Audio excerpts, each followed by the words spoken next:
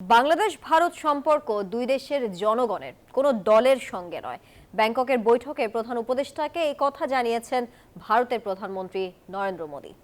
মঙ্গলবার পররাষ্ট্র মন্ত্রণালয়ে ব্রিফিংয়ে এসব কথা জানান পররাষ্ট্র উপদেষ্টা মোহাম্মদ তৌহিদ হোসেন। জানান, সাবেক প্রধানমন্ত্রী শেখ হাসিনাকে দেশে ফিরিয়ে আনার বিষয়ে কথা হলেও চূড়ান্ত কিছু হয়নি। বলেন, রোহিঙ্গা ইস্যু সমাধান সময় সাপেক্ষ ব্যাপার।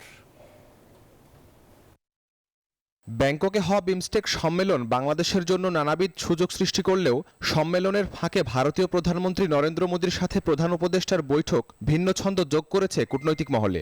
সাবেক প্রধানমন্ত্রী শেখ হাসিনাকে দেশে ফিরিয়ে আনার বিষয়ে কথা হলেও চূড়ান্ত হয়নি কিছু। বিমস্টেক সম্মেলন ও চীন সফর নিয়ে ব্রিফিংয়ে এসব কথা জানান পররাষ্ট্র উপদেষ্টা।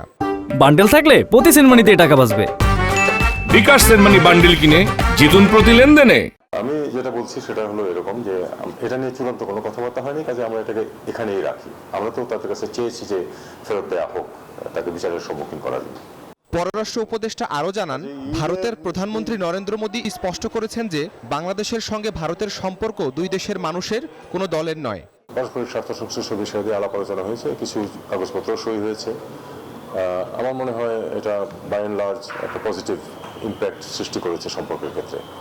জনাব মোদী এটা খুব স্পষ্টভাবে বলেছেন যে বাংলাদেশের সাথে সম্পর্ক দেশের সাথে, মানুষের সাথে, এটা কোনো দলের সাথে নয়। রোহিঙ্গা সমস্যা সমাধান সময় সাপেক্ষ উল্লেখ করে উপদেষ্টা বলেন, তাদের ফেরাতে মিয়ানমারে স্থিতিশীল পরিবেশ সৃষ্টি হওয়ার পাশাপাশি আন্তর্জাতিক মহলের সুনজর গুরুত্বপূর্ণ ভূমিকা রাখবে। পারস্পরিক স্বার্থ সংশ্লিষ্ট বিষয়। শাহরিয়ার শমিক, নিউজ 24, ঢাকা।